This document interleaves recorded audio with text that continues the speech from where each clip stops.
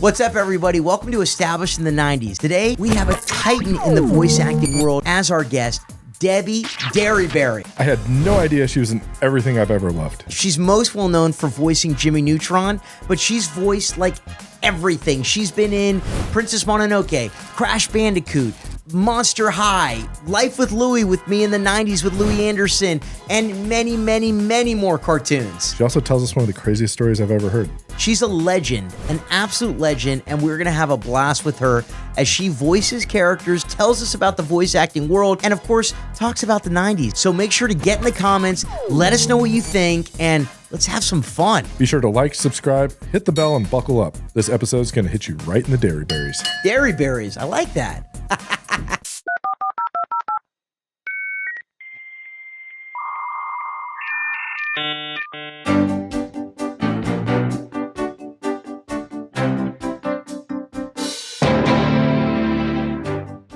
So she's voiced some of the most iconic characters, worked on some of the most prolific cartoons, an absolute legend. We have the privilege and the pleasure of having Debi Derryberry on the show.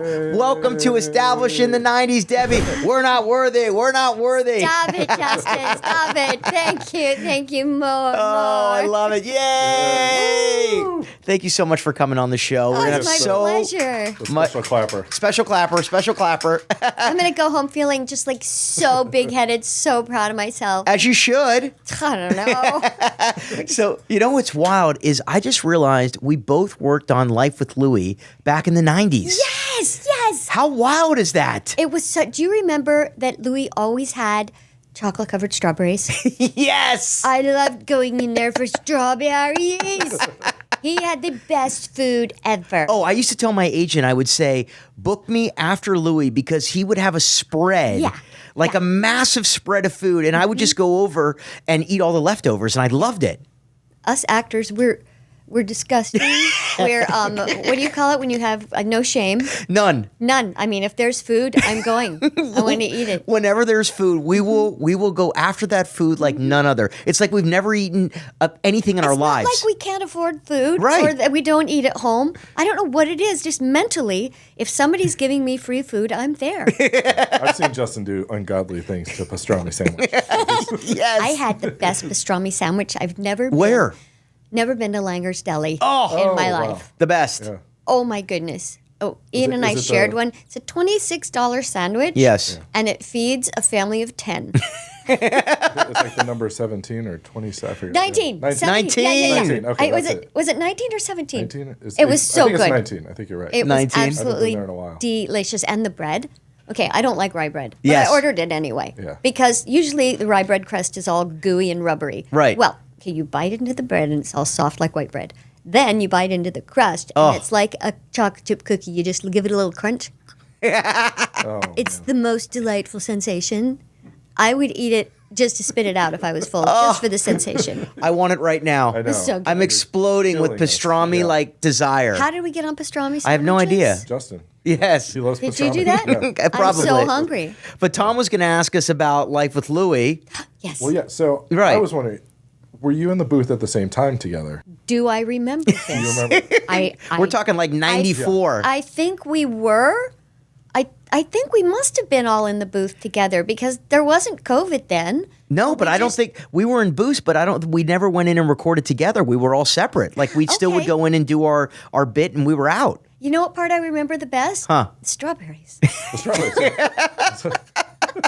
And I remember did he send you an Emmy, it was like a framed picture of him with the Emmy? No, I never got one. Oh. You got one?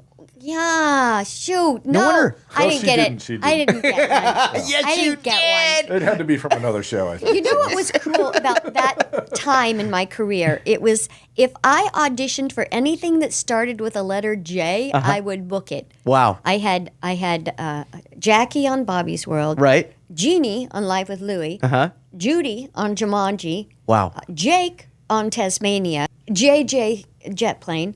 There were just it was. So if we want to get you on something, we just create a character with the letter, Letter J. J. That's it. Yeah. You're the queen of J's. That would do it. All right. Well, I played Glenn and Grunwald on Life with Louie, where it was the first time I'd actually done 2 characters, and Glenn was the Really? bully. Yeah, That's crazy. I know would think you'd always be doing more than one. I know, but it was the first time I had done it. Glenn was the bully. Grunwald was Louie's best friend, and I used to have to talk to myself, back and forth, which was hilarious. Yes. So I thought maybe we could do a little, even though I don't think I recorded with you. Let's do a little voiceover from Life with Louie. Louie, are you really going to go to school today dressed like that? I'm Louie's best friend, Grunwald. I cannot believe that you would dress like that. Oh, Louie, it's Glenn. You look terrible. Why don't we just go out and get some frozen yogurt and talk about it, Louie? Yeah, we could do that. That's a really good idea. Maybe we could even go on a hike. Don't go on a hike or I'll pants you.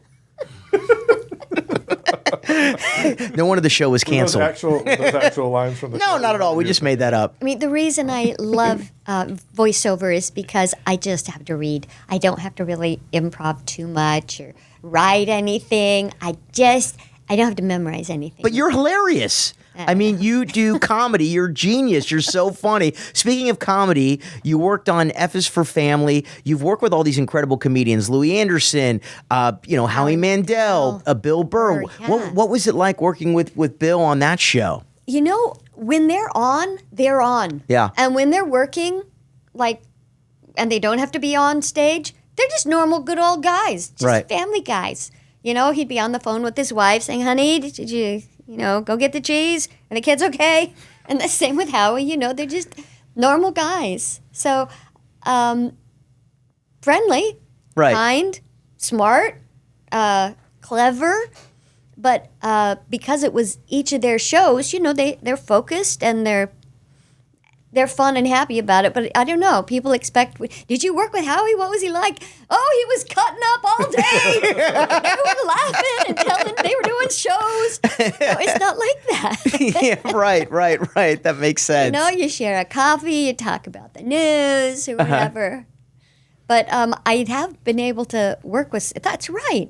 Louie and Howie Right. and Bill Burr. I hadn't thought about That's that. huge. That's pretty cool. So we got to go back to the beginning. You're in Nashville as a country singer. Yeah. First of all, how do you become a country singer? And then how do you go from country singer to actor? Okay. I'm going to make it really short, but I'll try and give you the highlights.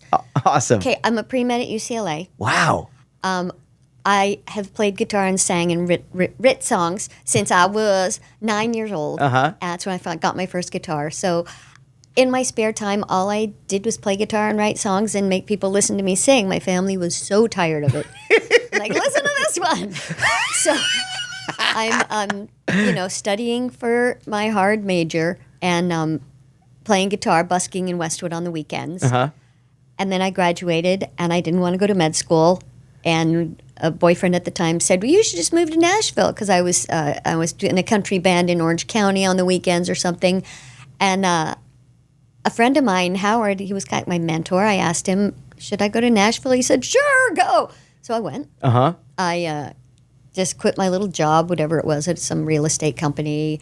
Yeah, moved to Nashville, waited tables. I wanted to be a country artist so bad. I went every day to this show called the Ralph Emery Show, which is a little bit like, back like when Merv Griffin or the big, David Letterman kind of show every morning, though. And I would show up at 5 a.m., and I had my cassette, and I'm like, "This is my demo. Can I sing on the show?" And every day it was like, "No, honey, honey." Well, one day, this country artist named Lori Morgan didn't show up. Uh-huh. And it was the day before Christmas Eve, and it was snowing. And so they came out, and they said, "Debbie, do you want to sing on the show today?" And I'm like, "It's my chance." So Wow. I sang, some country standard on the show, and the sax player liked me and gave me the name of an agent who was my then agent, and she got me in commercials and other things. And she said, "Do you want to be a stand-in for these boys? They're doing a movie, Ernest Goes to Camp." And I said, "Yes, I'll do a stand-in for $60 a day." Uh-huh.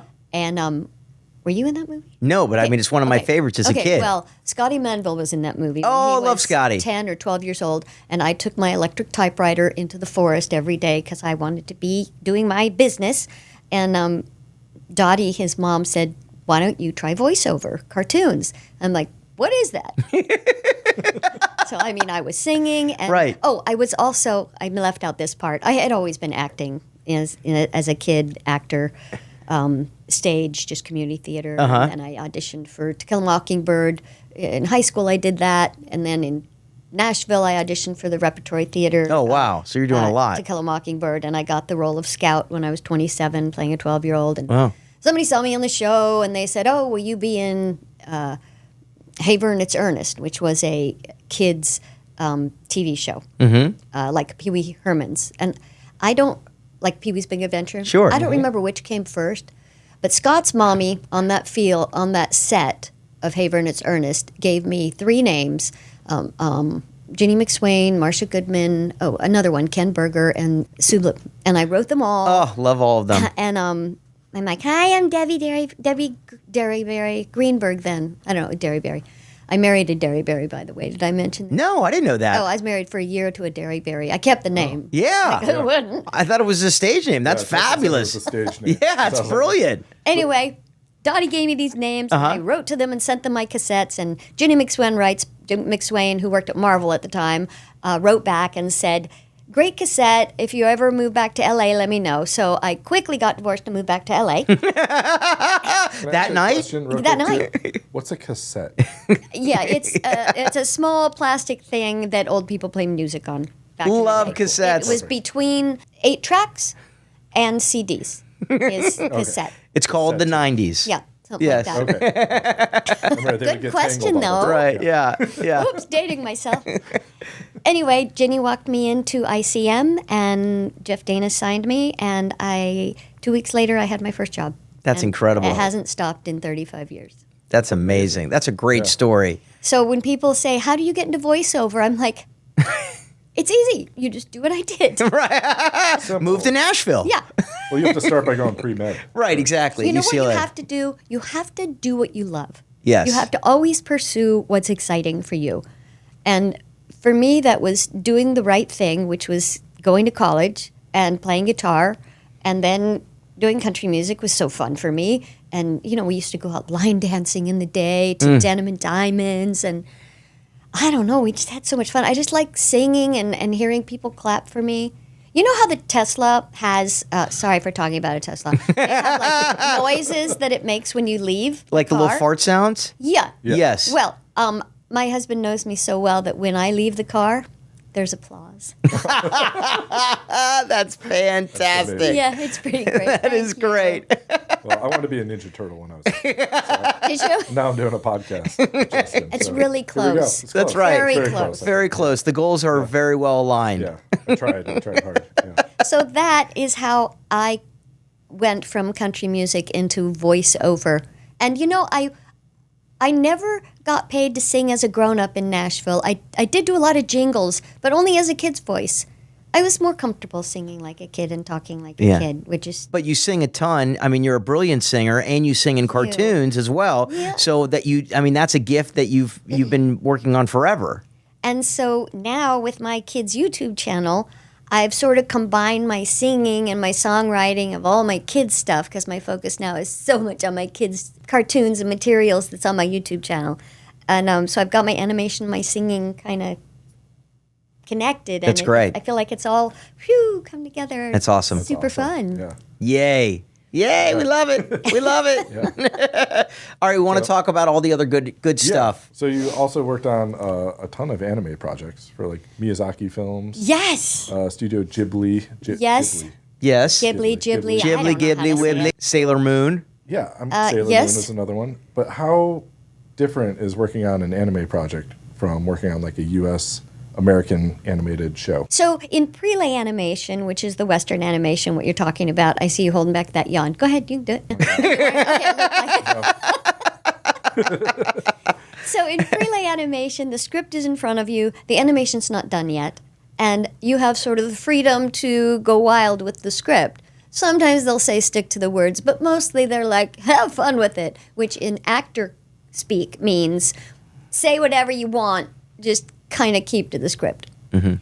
And then it goes to the animators And the animators, I always tell my actors, because I teach a lot of voiceover, and I'm like, give the animators something to do. Thank you.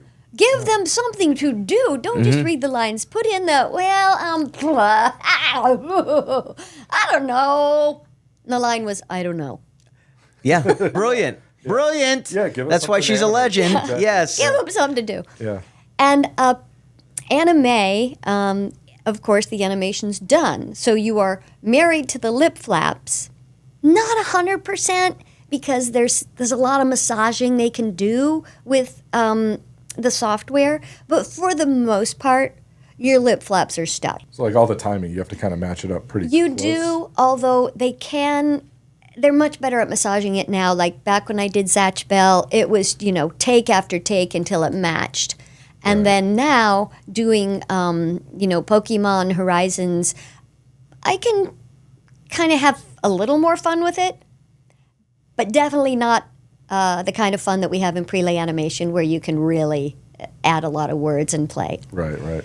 And sometimes they really want the same beats as the foreign language, whether it's Japanese or whatever it is, and they'll play it for you, and they want you to kind of match that.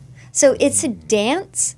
It's I think if you're a musician, it comes much easier because you can hear it, you can hear the pitch, you can hear the beat, the rhythm, and you get into this really cool dance with the engineer and the director. And you know what she's going to say, and she tells you, and you look at the engineer, and he says yes, and you go. You wait for the rhythm band, which is this little thing that goes across the screen, and when it lines up with the little line, that means that's when you start talking.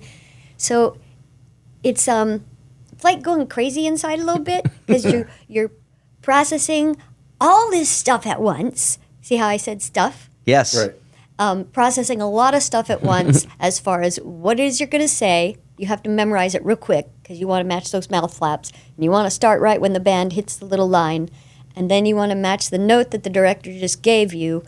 And you can't move around because the mic's right there, right? It's not like you're standing up and you want to go, but you can't. You're right here. So there's the main difference. Gotcha. That's pretty elaborate. Yeah, that's a lot. That's a lot to process. It is.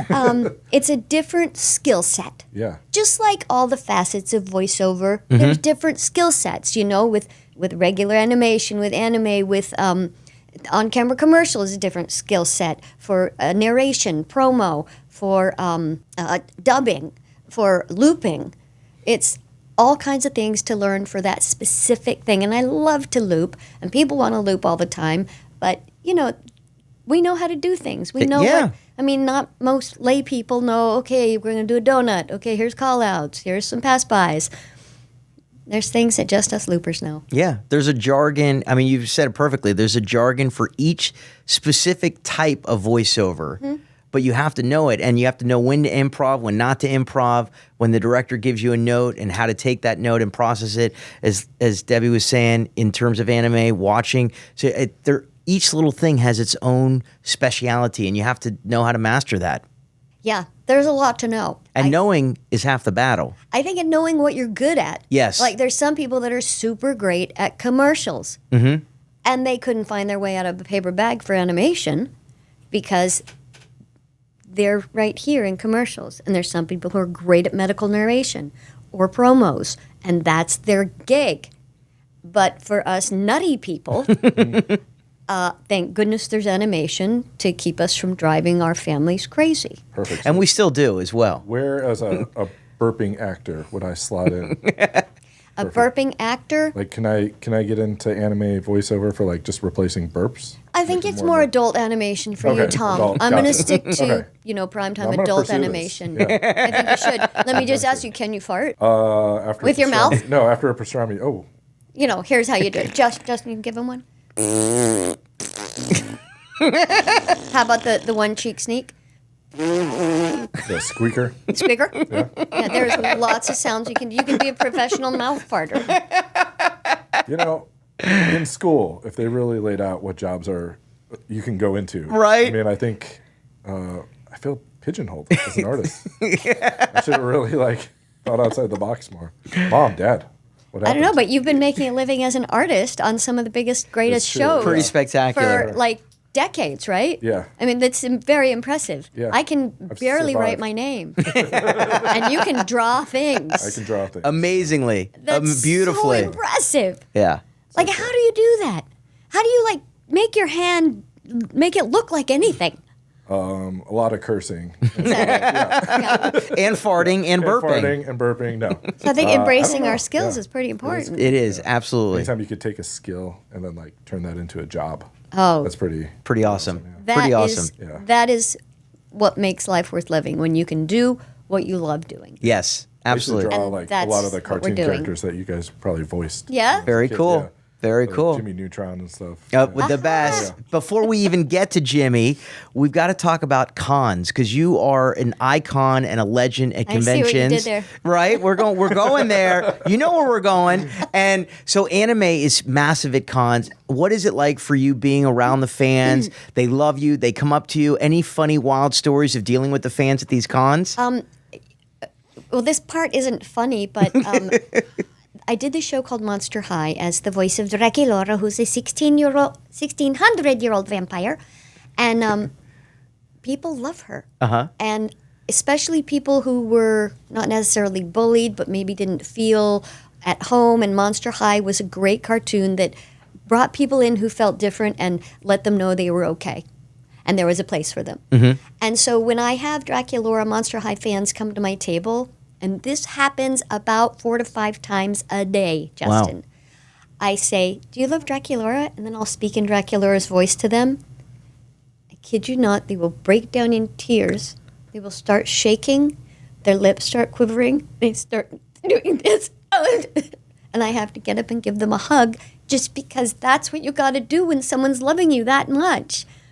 And I thought maybe it was a once in a con thing, but it's happening all the time now with Draculaura, because it means so much to them, and it means so much to me. That's incredible. Yeah. To be able to touch somebody in that way, where Right? you literally move them to tears, 10, 15, 20 years after the show came out? Thanks, Justin. Or, I mean, last year. It came out last year, obviously. Couple months ago. Yeah. But, I mean, that is a No, gift. I That's a start gift. the voice to them, and they go. And because I don't look like that character, sometimes I'll hold the headshot over my face to the little kids and talk behind it. Then they'll kind of get it. But until they're 7 years old, kids don't really get that cartoons aren't really the voice. My kids are a big fan of Spidey and his amazing friend. And Justin plays Rhino. So he called my daughter on her birthday one time as Rhino. Oh my gosh. Yeah. She's like 4 years old. Right. And he does a happy birthday. And she was terrified because she thought Rhino, who's a bad guy, was going to come to his party. Oh or no. come to her party. And for about a week. And then the day of the party, she's like, "Dad, is Rhino coming to my birthday party?" I'm like, "No." That's so funny. You traumatized the poor I know, but she girl. still loves it, which is Yes, good. yeah. She loves it. And She's as like, she "Are you gets older, she will definitely appreciate it more and more. Yeah. That's right. Because I'm going to have Justin call her like every year. Every year is Rhino. Oh, yeah. Well, they become really, really big, and Yes. I'm doing like one every month. Amazing. It's just so great to be wanted and invited. Yeah. But sometimes I show up, and you were talking about anime and how it's big at cons, and sometimes the smallest character in anime, you never know when it'll like take off and people will love it. And I was doing a panel, and I was talking about some of the voice jobs that I did, and somebody in the audience yells out, "Green tea mouse cookie!" I'm like, "What? Yeah, you're Green tea mouse cookie." "What? On Cookie Run, you're Green tea mouse cookie." And I'm like, "I am." Yes, okay, yes, I am. But, sometimes we go into these jobs and it's just a quick job. We audition for it, and we'll go in and you're done in an hour, and then you don't see what happens to it. And it becomes this character that people play the game and they love it and they fall in love with it. And this one character, this green tea mouse cookie, has become so very popular.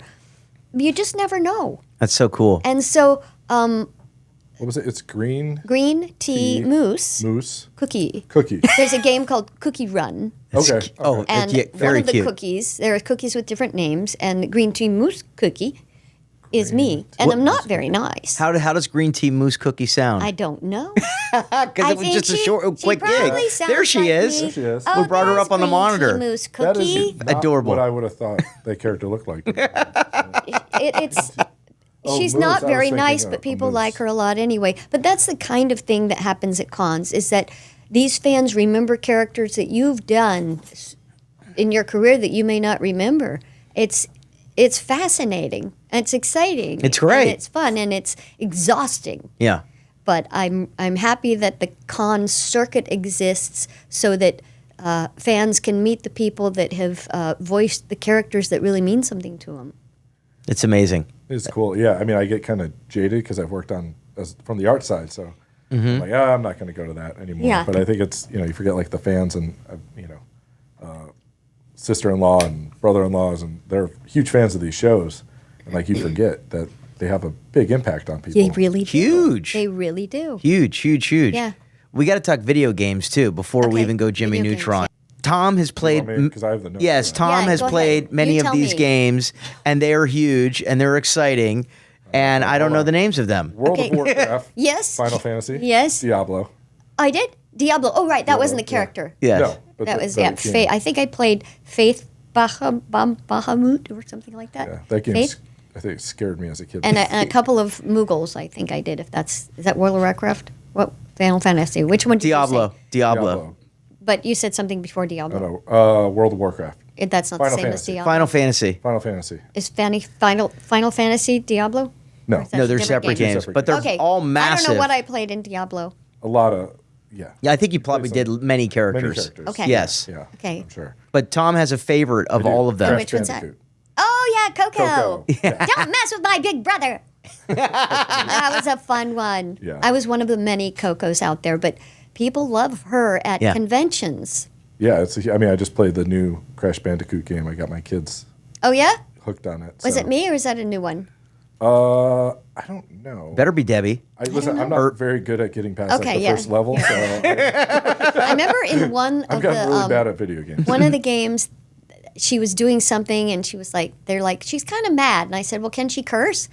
And they said, yeah. And I said, well, let's give her make up a curse word. And I said, oh, Derryberries. And they kept it in. It's hysterical. It's like the Easter egg if somebody finds it. That That's is great. Amazing. That is great. Yeah. Oh my gosh. Oh, I love it. All right, now we're finally going to Jimmy Neutron. But Jimmy Neutron is iconic, hilarious, brilliant, and you auditioned for this amazing show, and you're up against fellow legends like E.G. Daly and Nancy Cartwright. What do you do in that audition that the director and the producers are like, we need Debbie. Debbie is Jimmy. Honestly, Justin, I don't know. I know when I went in there and I saw all those people on the sign-in sheet when we used to audition in person, and I'm like, all those people really do play boys really well because they've got texture or gravel, as we call it in voiceover, and it's that thing that has a kind of texture to it that sounds like a little boy, which I can't really do for more than a second. I can't. You have to pick a voice that you can sustain for 4 hours because that's how long the sessions are. And I thought, well, if I wanted to stand a chance at this job, I have to do my version of a little boy, which has zero texture. So I just did the voice that I could do that didn't have any texture. And lo and behold, they picked me. And I don't know why they picked me because I was up against, they could have picked any one of us and it would have been awesome. That's amazing. But that was, Nancy already was Bart Simpson? and there was already, I don't know if Rugrats was already there, but I was really happy that they picked me. But it wasn't a thing then. It was like the Tracy Ullman shorts. Right. They just they had a VHS, which is like somewhere between a reel and a DVD. Tom's still learning about all these 90s technologies. a VHS, so you put it in your VCR. Oh, we have one right here. there. Right the there. thing that went Yeah. in that machine right Yes. there. And they sent it to me, and it was this little, 6 or 7 minute video, and I thought, well, let me watch this, and I thought, this is really good. It looked so cool because it was the first CGI, the first computer-generated animation I'd ever seen, and I thought, I wonder if something will happen good with this. And it was called Johnny Quasar, by the way. Oh, And they Johnny ran into some Quasar. copyright issues. So after we did the little 10-minute interstitials, we did 7 or 8 of them. And we do these pilots, Yeah. and you never know what's happening with them. Right. So when I auditioned for it, it was just like Another gig. another day we audition. And then they say, guess what? We're going to do a feature. And I thought, well, howdy do. Let's go. We're going to pay you. Wow. And guess who's going to be in it? Okay. Of course, we never really get to work with all these famous people, but we Right. passed them in the studios at LA Studios. Oh, we wait in the waiting room the there. best. You see everybody pass by. Yeah. And they have the best kitchen. The They have best kitchen. I used to such eat good food. I used to eat all the ice cream Ice there as a creams. kid, Oh, they which had of the course you're best not ice supposed to cream. do like when you're doing voiceover, but I didn't care because I just loved the fudgesicles and everything they had there. They had the best ice cream there. Yes. Oh, and yogurts, and they'd make you your own coffee. Oh, The little cappuccino one. in the morning at Yes. LA Studios, the best. So anyway, Yes. we recorded Jimmy Neutron the movie there, and then they said we're going to do a TV series, and that was great. And then we got a second season, and then it stopped, and that was really sad, but it became an iconic show, and the fans are incessant, and they never stop, and they love it so much, and I keep hoping Nickelodeon, make Bring it another- back. bring it back. Bring it back. I mean, Jimmy Neutron, bring it back. They brought back everything else. Right. They own it. They can do it, and we're all still alive. Absolutely. Can you do a little Jimmy Neutron ordering at McSparky's? Oh, sure. Hi, this is Jimmy Neutron. I would like to have a purple flurp and a gas planet. That burger that you make with the newfound cheese on it. The newfangled stuff, yeah. And a piece of apple pie for my dad. Okay, got a blast. By the way, it was Jimmy Neutron ordering at McSpanky's. I don't know what that is. Which is, Give you a round of applause. that was brilliant. That was brilliant, Deb. Oh my gosh, so What's fun. McSpanky's? McSpanky's is where you worked. That was the fast food joint. Oh, how about that? All right, McSpanky's. That day I worked at McSpanky's. Yeah. Yes, I remember now. What would See, we just Jimmy forgot. Neutron as a country singer sound like? Jimmy Neutron is a country singer. Well, got a blast. And that's the interesting thing about VO is that we take these things that we can do and we layer them, right? Like I can layer that accent on top of Jimmy Neutron, or like say this kid I do on F is for Family. Her name's Bridget, and she is about this age. She's like 10 years old, and except she has braces.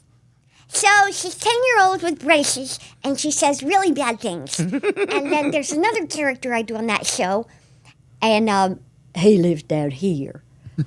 And it's like I have a really dumb dog named Mango. It's his Mango voice. Only he's 7 years old, and he has a cold, and he has a southern accent. So you just put these little things on top of any voice that you do to create different characters. So thanks for letting me do that with Neutron. I've never done that before. Super fun. Super fun. Brought it back around. That's right. That's what we do. Now we got to go. Another one of my favorite movies as a kid, Toy Story. Love Toy Story. And you or the aliens. You know what? I want to take a lot more credit for it than actually happened. I am the voice of the aliens. And you can hear me saying, "Pick me, the claw." However, it was a loop job. Wow. And John Lasseter was like, okay, in this scene, and I have a question. yeah. What's a loop job? A loop group is like the extra voices. After the principals are recorded, they bring in a group of about 13 of us to a large soundstage, and you look at what they've made so far, and you hear the principal voices, and you see it drawn out like in a what do you call it? The cartoon that's in black and white. That's the storyboard. The storyboard. Storyboard. Yep. animatic, yeah, sure. And sometimes it's black and white, sometimes it's colored already. And they'll say, in this scene, we're at the Pizza Planet, and here's the gumball machine, and it's filled with all these aliens, and they're talking. And so we want them to say something like, I don't know, pick me, or, and this thing is a claw coming. And so, Debbie, you, three, you get up there. So anyway, we run up to the microphone, and, you know, it's voice actors, so y'all are trying to outdo each other. It's ridiculous when voice actors are in a room together. And so the cue comes, and Doc, the engineer, you know, you beep, beep, beep, and on the fourth beep, you talk. That's what looping is. You talk on the fourth beep. And they record you all at once, and you're all around one microphone. And then we did the little sounds. And one of us, we did it together, and then we did it one at a time. And when you loop a film, you never know if you're going to get cut or not. And so when we watched the movie, I'm like, ha, I made it. I made it. That's me. So, I mean, there's a lot of us, but you can really hear me. And so, I take it. Oh, it's iconic. I mean, Disneyland. No, anytime you go to Disneyland, it's just the little aliens are everywhere. Yes. It's become what? At probably the most Disneyland, iconic there's this character. ride called Pizza Planet. I know. And in the movie Toy Story, when they're at Pizza Planet, when Buzz is hiding under the car and they're like doing their whole hiding thing, you can still hear the Pizza Planet loudspeaker going, Waldman, party of 6, your pizza's ready, or whatever. Well, that's me. So Disney called me about, I don't know, it was in the middle of COVID, so it must have been 3 years ago. And they're like, we want you to come in and do the voice of the Pizza Planet ride. I'm like, how did you know that was me? They just knew that was my voice. And I'm like, wow, a gift 22 years later. Amazing. Oh, man. So I went That's in, amazing. and when you're on the Pizza Planet ride, or one of the rides there, it's, please keep your arms and legs inside the ride at all times. That Pizza Planet voice, they wanted it. Anyway, that was cool. That's awesome. I love it when that happens, That's the don't best. you? Yes, absolutely. That was really fun. Thanks, Toy Story. Thanks, Pixar. Amazing. That is so cool. I got to say, another one of my favorite movies as a kid, Free Willy.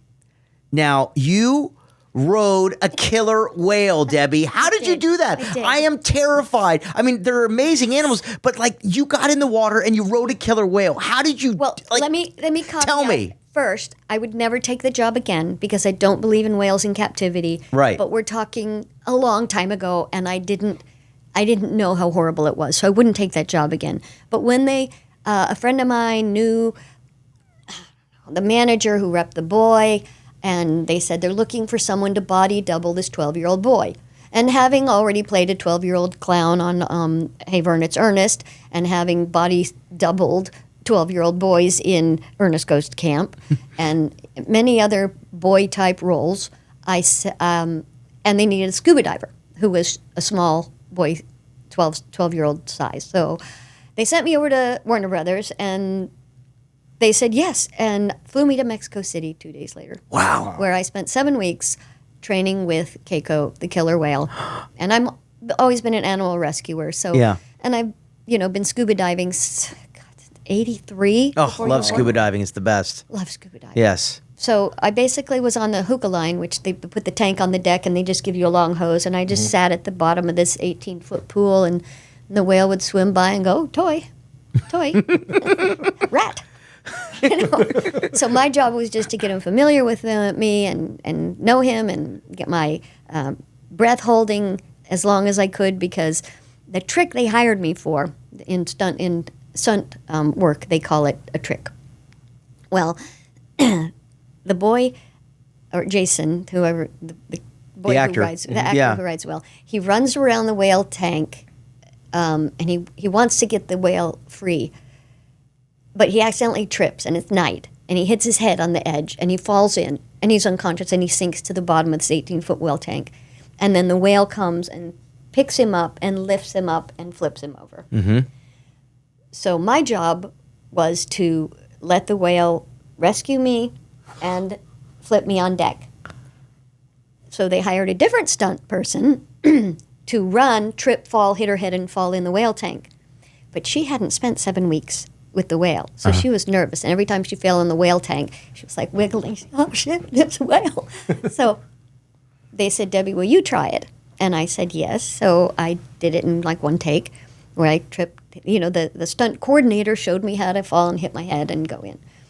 And then they wanted it to be at night. Mm-hmm. So at 10 o'clock at night, Keiko the whale was really tired after that. And he was like, I really don't want to be doing this.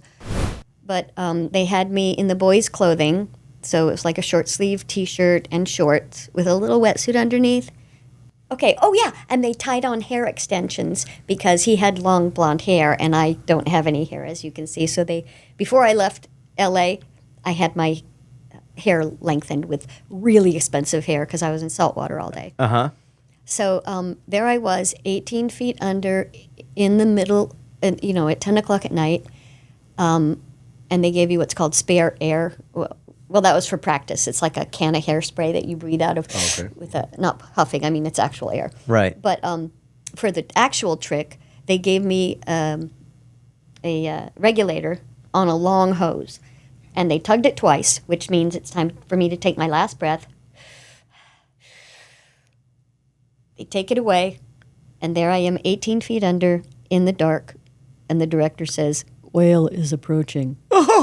And then the trainer gives the whale the signal, and it's dark. Oh, did I mention I hadn't had LASIK yet, so I was legally blind. Wow. And so, Of course. Yeah. I could see him when he was about 6 feet from me, but I could feel him about 20 feet from me because it's like several tons of an animal, and there's just this giant pool, and you could hear him swimming like, and the water would surge a little bit. And then I saw this large black shadow come, and I knew my job was to release the drain, so I'd float up just enough so Keiko could get his nose under me. The cameraman wanted me to sing a note so my bubbles would be the same size. I don't know why. So it took about maybe 30 to 40 seconds of ascending. Also, you don't want your lungs to explode. Right. Sure. So, Yeah, of course. but he didn't want me like going, he wanted just tiny bubbles. So, yeah, Keiko stuck his nose under me, and I just like froze. This is what I'm supposed to be doing. Don't kick your legs, don't move. You're freezing to death. Wait till you're at the top, and the whale pushes you over. And they take me away and put the boy in. And then as soon as I did it like 5 times, no, not as many, but they had medics, doctors, and they would come and get me. They would check my heart rate, and of course I would be freezing to death because it's in the high 50s in the tank. And they'd take me to the jacuzzi that they had special for me and put me in until my body temperature got up and my heart rate got normal again. Back in the water. So it's like hot, and then you would have to go in cold again. That is an insane story, Debbie. Did that Oh my just feel gosh. Did that just feel like it absolute forever of like from being picked up to just that waiting period? You know of, like, what? getting to the It was top? so many things to think about that I mostly was concentrating on not moving my legs, not moving my body, keeping my head away from the camera. But if you watch this scene and you pause it when the whale is lifting the boy, you will see a waist and a butt. I mean, you know what I'm saying. I have a curve. Female. form. Yeah, Okay. right. Yeah. At least I can see it. Yeah. I was like, you took your pants off? Wow. It's just the curvature of my body. Oh my gosh. What were you scared? I would be terrified. No, I mean, you wouldn't if you owned a Rottweiler Right. and you knew that dog. Yeah. You'd stick your head in its mouth because it knew you. Right. I knew Keiko. By then, I had been working with him every day. You know, I would feed him fish. I rode on his back. I pulled off his dead skin on his belly. He trusted me. He Very liked me. intimate, yeah. Yeah. How was he? Was he cool? He was an amazing animal, and he was very sick and very uncomfortable in that horrible water. His eyes were red. They'd pour chlorine in it every Oy. day. It was a hard thing for him, but he put up with it, and he enjoyed the attention. Yeah. He enjoyed the fish. Yeah. And he barked for his supper, the way trained animals do. And it was pretty great. It was a cool job. And then I was doing Howie Mandel's Bobby's World at the same time, so I'd fly back to L.A. now and again. I think I did twice. I came back to record Bobby's World while I was filming Free Willy. And at that time, they were like, "You're doing what? A whale movie?" Because it went really big. It became was a really huge. big Yeah. thing. It was huge. It's another one of Like those the Michael projects. Jackson. Right. Yeah. Yeah. You just don't know how big, if at all, a project of yours is going to. And, you know, we've all done many projects that never heard from again. Never. Poof. Crickets. That is a phenomenal story. I've never heard that. I didn't know that story about you, and I love it. That is so cool. And we're still scuba diving today. My husband and I Oh, are. it's the best. Anywhere we can go and scuba dive. All about that. As long as it's warm. Yes. Yeah. Don't want to wear a wetsuit. No. ever Again. Any shark encounters? Yeah, I mean a few, but You know, sharks don't want to have anything to do with you. Yeah. You know, you see them in mostly open water. They're usually not hanging out by the reef, and the scuba divers were mostly on the reef. I'm afraid to snorkel. I mean, I feel like bait when I'm snorkeling. Right. But if I'm down there in the water, you know, You're in their territory. They're not interested. not interested. Yeah. Eels. Now, there's something you don't want to be. No eels. The amore eels. Oh, I thought you said beagles. Yeah, I was like, them what? too. Beagles you know? too. They're very dangerous. Horrible dogs. Beagle owners, beware. We're going all over the place here.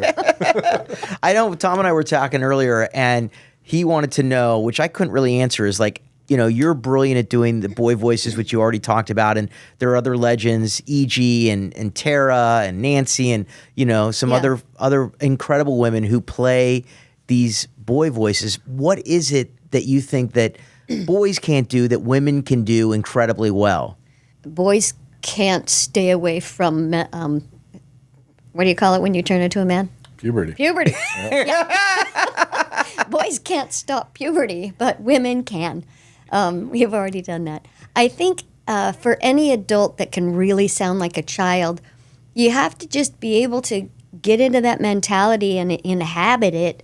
And it's sort of like remembering what it was like to speak that way. And I study little kids. You know, I listen to how they talk. I mimic them. If people have infants, I put them on my chest and I just, they think I'm playing with them. Really, I'm studying them. But I think most 10-year-old boys sound like women. I mean, you guys remember when It's you were true. 10 years Sure. old? Yeah. Yep. And you'd pick up your phone and they'd say, "Hi, Gene." No, it's Justin. Because 10-year-old boys do sound like women. So women can sound like 10-year-old boys as long as you can dial back the age, the mentality of your cadence and your speech and the rhythms that happen when kids are younger. They pause a bit more. They breathe in weird spots. They are a little more cumbersome and not so skilled in their pronunciation. Mm-hmm. So there's just little tricks that you do. I'd imagine like directing adults is a lot easier too. So, like from directing children, because Yeah. yeah, Yeah. Especially, I would say directing voice actors is like trained voice actors. I'm looking at Justin because we know what they're saying to us, what it means for us to do. Yes. Right. Like not on-camera actors may not know what it means to, smooth that out, tighten it up, take out the spaces. These little things that directors tell you to do that we know what they're talking about. yeah. We know So, exactly you what were they kind mean. of an anomaly with Hey Arnold because you came back as an adult. And Yeah. Well, I was telling Tom that when they brought back Hey Arnold Nickelodeon for like a couple specials, Yeah. and I had to go in and re-audition for Harold, which was super stressful. I was listening to Harold back from the 90s. Yeah. And then finally I go in the room and I audition. I see all the original producers and then some new directors and so forth. And fortunately I was able to get the part because when I had done Harold initially, I was like a 14-year-old kid, but I had lowered my voice. I was like, I played the bullies. Harold was down here. But now Harold was kind of more my voice because I'd matured into Harold. But when I actually went and did the job, I was with like a bunch of 11-year-olds. So it was me and all the new people who were recast were like 11 years old. So it was kind of Wow. peculiar. So you beat out the 11-year-olds. I took out a bunch of 11-year-olds to get Harold, and I'm As very you happy I should. did. You should. Absolutely. Congratulations. I take him out any day of the week. I take out kids all the time. There's this new Sims expansion, that game Sims. Oh, it's huge. They had an infant expansion. I booked all the infants. Yes. All the infants. You took out all the babies. All the babies. All of them. On F is for Family. Did you watch F is for Family? I've seen it. Yeah. Oh, well, Yeah. I'm later on in later episodes. There's many babies, but I'm all of those too. That's But great. it's fun still being able to book kids and babies. My agents send me, grown-ups and old ladies and characters, and I just book the babies and the kids. What are the baby sounds that you do for like F is for Family?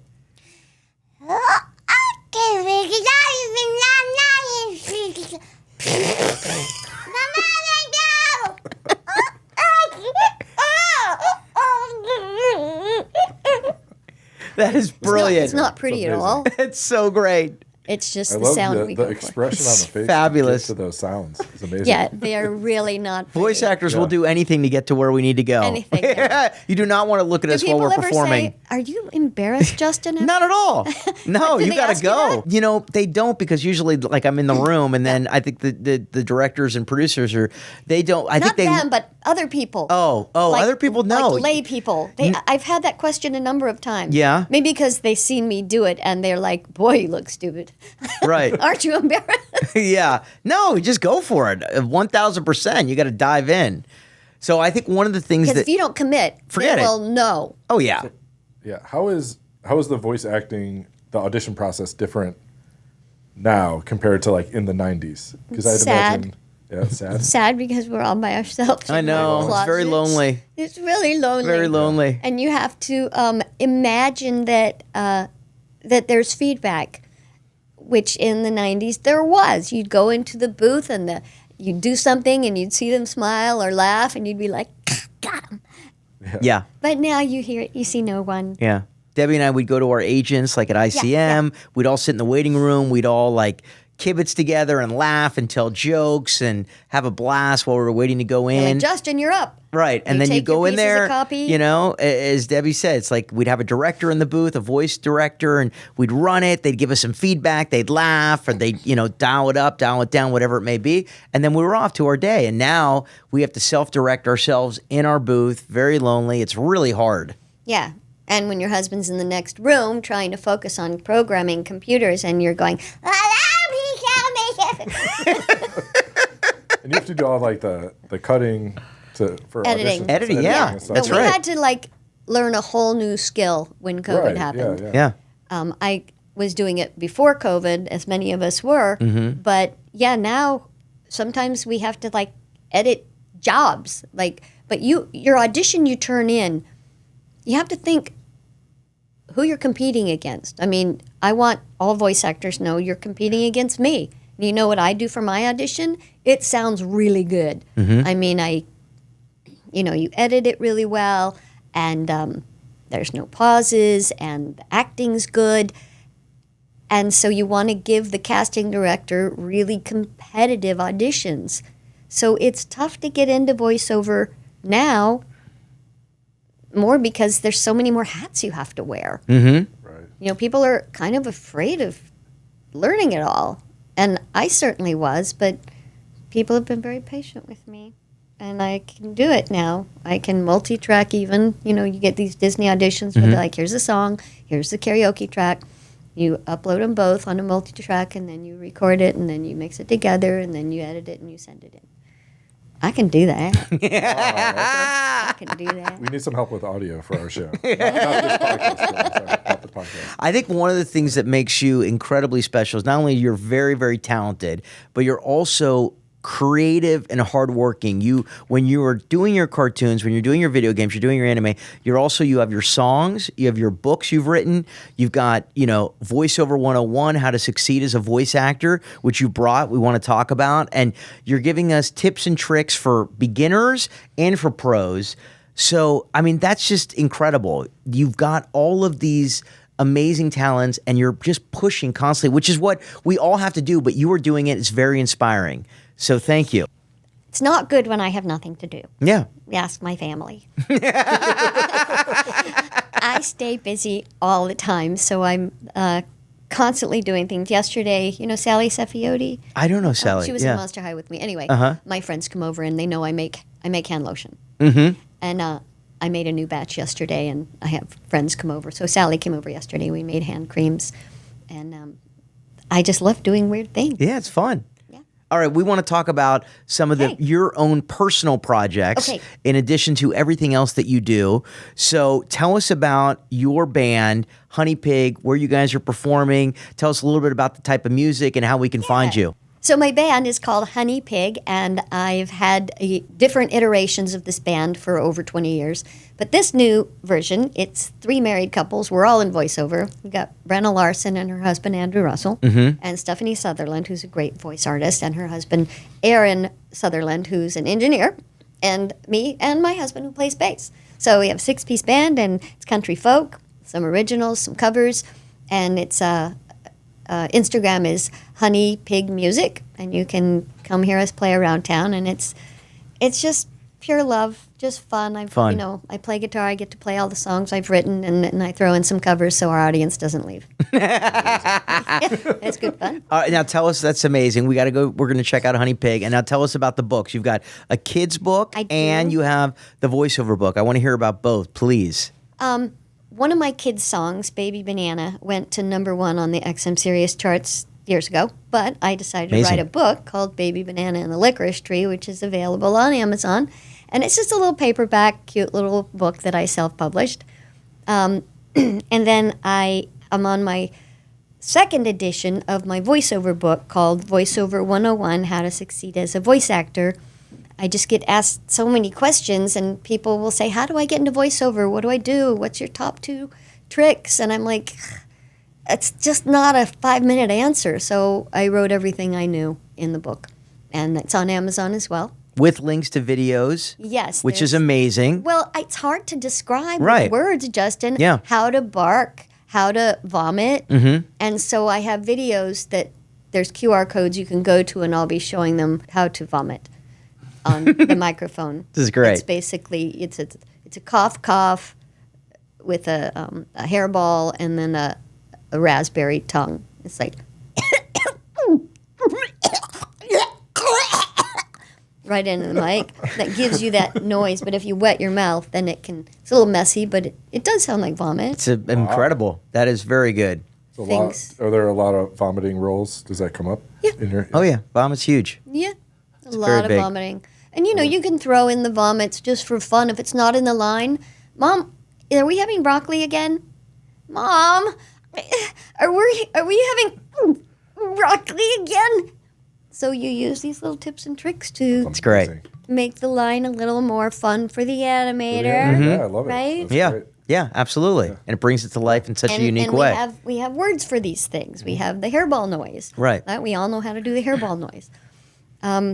Other projects. Yeah, and then you Okay. have your own YouTube and your own YouTube for kids, which is amazing. These are animated. These are just such wonderful little videos for kids, for adults. They're your singing. I mean, I think of it as like, it's so inspirational. It's so fun. And if you were a talented creative and you were just like, I want to do cartoons, but I don't know how do you make these videos, and how do you, they're awesome. I've written so many children's songs. I have a pretty large catalog, and I've been taking this music publishing class for many years on learning the music business, and I was just recording them and making my albums, and I wanted to also have a YouTube channel and animate each song. So I've been in the process of getting each song animated. I have friends and people I find that will animate them for an affordable amount, and they're about 3 minutes worth of simple animation, but there's programs that don't require a whole lot of expense. And so each time I get a song animated, I'll put it up on Debi Derryberry Kids, which is my YouTube channel, that I hope to be on YouTube Kids one day. You hear that, YouTube? Put me on YouTube Kids. Yes. You have to have 4,000 viewing hours. So if you guys could all go home to YouTube Kids and loop it all night, that would help me a lot. Excellent. I'll leave it on my computer. Perfect. Yeah. Tom's two kids will be watching it 24/7. They're skipping school. My demographic is, 0 to about 7 years old. Uh-huh. And I'm just having a ball making kids' music and animating the videos and making the shorts and learning the ins and outs of YouTube. I spend a lot of time on YouTube. It's huge. It's amazing. I mean, that's fantastic. Yeah. It's and then awesome. I have my TikTok, which has 1.3 million subscribers. I love your TikToks. Thank you. They're so colorful. They're so fun. You've got all your characters. You do the different voices. And also when you see it, right away it's you. Like your branding is incredible, Thank you, in terms of Justin. no, it's true. Like you nail it. I have fun with the TikTok videos, but my fans are so great. I love them. I love all their comments. So it's a lot of work to do all of the social media involved with everything. But I don't know. I just stay busy all the time. And my mom always said, rest her soul, she always said, the people who get the most done are the people who schedule it. Mm-hmm. So I schedule things, every hour of every day I have something scheduled. Even if it's you're going to lay down for an hour, it's scheduled. That's great. Yeah. Smart. I mean, don't you find it Absolutely. just helps you be more efficient? 1,000%. Yeah. Scheduling is critical. Yeah. Especially in today's, market and everything's on Zoom. And if your meeting's at noon, you are on Zoom at noon. Yeah. How are people late to Zooms? I want to know that. It's ridiculous. How are people late to Zooms? Yeah, it's true. It is crazy. Yeah. You forget that. I will wait for 5 minutes for you on Zoom. That's it. That's it. You're That's out. the most amount of time Yeah. you can wait Yep. for somebody. All right. Well, we are going to wrap up this legendary episode. We had Debi Derryberry, the voice of Jimmy Neutron, Bobby's World, Toy Story, so many video games and anime, and just a million cartoons. So thank you so much for coming on. Thank you. Established in the 90s. You guys are so great. Thank you for having me. Oh, you were the best. We had so much fun.